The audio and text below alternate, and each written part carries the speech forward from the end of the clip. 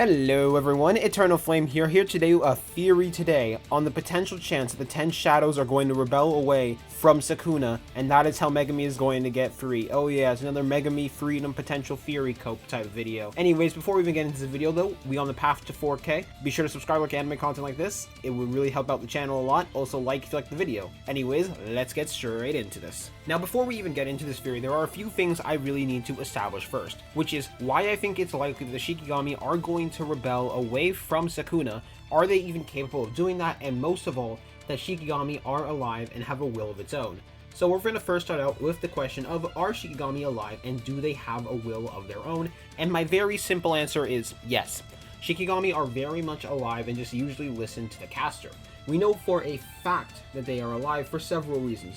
For example, every time we see Divine Dog and Divine Dog like interact with a bunch of people, especially early on in the series, we can see that it very clearly has its own emotions. For example, when Megami pets it, when Nobara and Yuji are just giving it head rubs, you can see that it's very, very happy. You can see that it's being very emotive, and that's not like Megami at all, just the Shikigami has a will of its own. But that's just one time that I think the Shikigami has a will of its own. There are other times also that Shikigami have a will of their own. For example, Mahoraga, when he was first summoned and he was fighting against that one luck guy that I forgot the name, oh wait, Haruta, and against Sukuna, where the entire time in that entire fight, he was chuckling, he was very happy, he was happy to fight, and we can see Mahoraga being very emotive throughout several types of fights, and you can see the clear amount of enjoyment as well as the times where Mahoraga is feeling pain in comparison to enjoyment, especially during the Sukuna fight. However, there is one more important time. One more time that shows more than anything else that Shikigami have souls. The Shikigami are self-aware. And this is not to 10 shadows though, but this is to another technique. Another Shikigami that we see being Rika Orimoto, where Rika in the battle in Sendai was able to awaken. They were able to become active and were able to allow their will to come forth and amplify their power even more. As the chapter itself says, but the will, bequeathed to Rika by Orimoto Rika, simply couldn't allow that to happen. Rika's power output has reached a new level in that moment. This also does lead into another fear that I'm going to talk about in this video about the true nature of 10 shadows. Before I get into that though, I do want to talk a little bit more on why I think it's likely that the 10 shadows are going to rebel against Sukuna and why they have their own thoughts. So now that I have established the fact that the 10 shadows do have their own thoughts, I want to look at the difference between how Megami treats his 10 shadows and how he cares for his 10 shadows in comparison to how Sukuna treats his 10 shadows, and the differences between them and the differences between how they speak. When Megami has his 10 shadows, he is clearly quite caring towards them, as I talked about beforehand with my example of Divine Dog. And as the JJK fanbook itself literally says, does Fushiguro feel sad when his Shikigami is destroyed? He takes the emotional hit in his own way. People like Fushiguro seem to be more melancholy when an animal dies than when a stranger dies. And this not just shows that Megami cares a lot, cares deeply about every single one of his Shikigami. He feels depressed whenever they die. He feels really, really depressed. We just never see it because he takes it in his own way. He deals with it in his own way.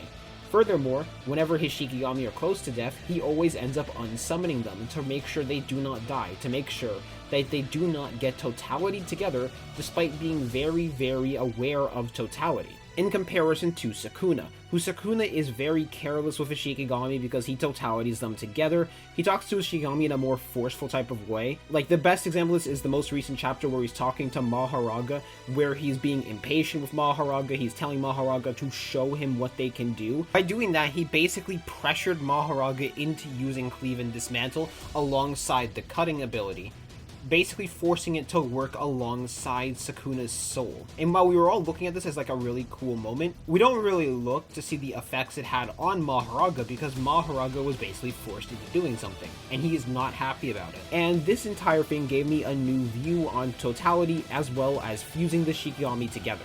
We've always seen fusing the Shikigami together as the ultimate pinnacle of power for 10 shadows, but none of us have ever stopped to really question how painful that would actually be on the 10 shadows, because I want you guys to think about this. And to anyone who's watched Full Metal Alchemist, you know exactly what I'm going to reference. Nina Tucker. Basically, Nina Tucker used to be both a human and a dog, and once they were fused together, they were in a constant state of pain, and basically death would be less painful than living. Now, I don't think full Chimera is as painful as that. I do think it's actually quite painful nonetheless, because imagine trying to forcefully splice several DNAs and bodies together into one massive body and one massive powerhouse. It would be incredibly painful, not to mention the fact with totality you need to kill all the Shikigami anyways. So yeah. We also already have a basis that when your soul is forcefully changed, that it is extremely painful. Look at every single person that Mahito transfigured into an absolute monster that each are crying for death.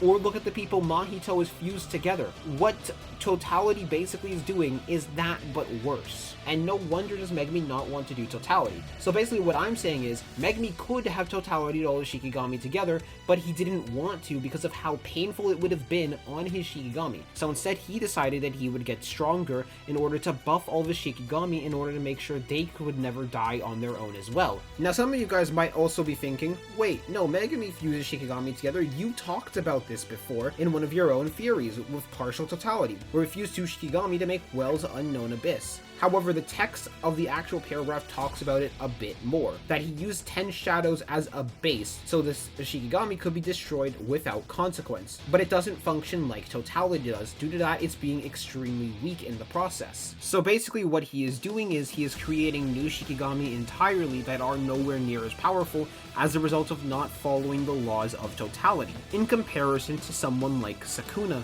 who is mercilessly slaughtering several of his Shikigami to forcefully fuse them together, which is what he did with Agito. But there's a more important line of dialogue that came from this chapter between Sukuna and Mahoraga, which a lot of people are only focusing on one part of it, which is when Sukuna forced Mahoraga to use Cleave. But there's a more important part of it that I think we need to focus on. When Sukuna had to actively remind Mahoraga that Mahoraga was his shadow, not Megumi's, his. And that led to something really intriguing to me, in my own opinion. That Mahoraga might have been thinking about Megumi this entire fight, the entire time, and he is still thinking about Megumi right now, but then Sukuna forced him to remember who his new wielder is. Forced Mahoraga to remember who the person that is in charge of this body is. It's not Megumi, it's Sukuna right now.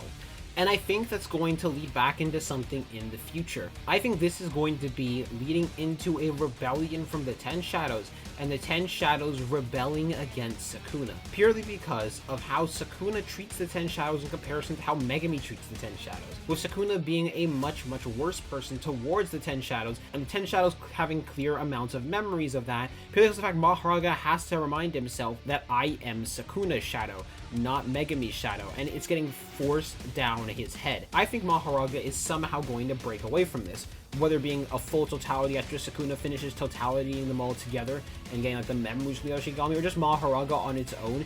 It's going to break away from Sukuna, and that's going to be Sukuna's ultimate downfall. The reliance on the 10 Shadows and how the 10 Shadows are going to end up trying to help Megumi and help Megumi get free rather than continue to work for Sukuna. Because they are conscious, they are aware, they can be talked to, and Sukuna clearly talks to them, as well as Megumi, who has talked to them in the past. This would also be extremely good narrative payoff, in my opinion, too, because Megumi has shown nothing but kindness towards Shikigami and nothing but care towards them, always trying to make sure that they don't push themselves too far and are not about to die. Always making sure that he fights right alongside them and takes every single same amount of risk alongside his Shikigami. In comparison to Sukuna, who sends his Shikigami out and only joins in the fight occasionally when he actually needs to make sure that he has the advantage, as seen with both Yorozu and with Gojo, where he sends Mahoraga out to land the first few hits and then sneaks in the shadows and waits for his opportunity, in comparison to Megumi, who is always on the field, always alongside Shikigami and always ready to die alongside them. No matter how many risks that has, he is going to make sure that he does everything in his power to make sure his Shikigami doesn't die, because he cares about each and every single one of his Shikigami in comparison to Sukuna, who just sees them as tools, as weapons, and the Shikigami know that, and that is going to be Sukuna's downfall. That's what I believe this battle is leading towards, that's going to be Sukuna's one mistake, his lack of care towards the Shikigami. And now I know what some of you guys are going to think. Oh, Sukuna would just immediately unsummon the Shikigami. And I actually do think that's exactly what would happen. I think Sukuna would just clap his hands and the Shikigami would be unsummoned, but that would be his next mistake because of where Megami currently is and where the 10 Shadows would go. Megami is currently in the Shadow Realm, suppressed within the Shadow Realm. But that is where I also think the 10 Shadows would go, especially considering the fact we literally see Mahoraga's wheel over Megami's head at one point in order to adapt. So that is where I think the 10 Shadows would go, and the 10 Shadows would go to help Megami from within, showing ultimately that they are Megami's shadows and not Sukuna's shadows. That is what I believe the payoff is going to be for this scene, more than just Mahoraga being forced to use Cleave and Dismantle, and this being shown as a new ability for the 10 Shadows.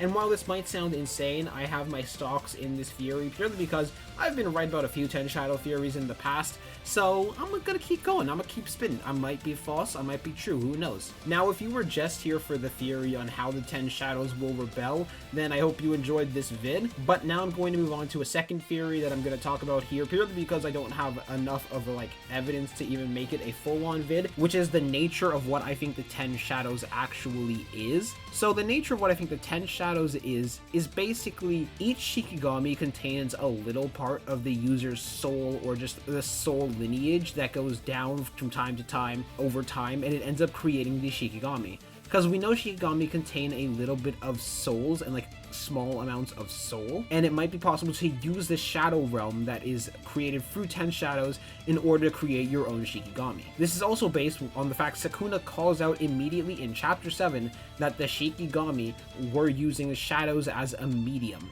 So it might be possible to use that to create your own Shikigami, and use that with your own soul to create your own powerful cursed creatures. And that might be the reason why Sukuna wanted the 10 Shadows, because I want to remind all of you, he did not want it to fight Gojo, because by the point he decided he wanted it, he didn't know what Gojo's technique was, he didn't know how Infinity works, because that was all before the Jogo fight, where he tells Yuji the game has changed. So no, we still don't know why he wanted 10 Shadows, it was just not for Mahoraga, we know that for a fact. But that's also just my theory, it's my theory that's a really small theory on what the true nature of 10 Shadows is, but we really do not know, so I just wanted to put that out there, but I also didn't want to make it a 2-minute long video just talking about that. Anyways, I hope y'all enjoyed this vid, hope y'all enjoyed my theory and my mini theory. I'm gonna see y'all later, peace.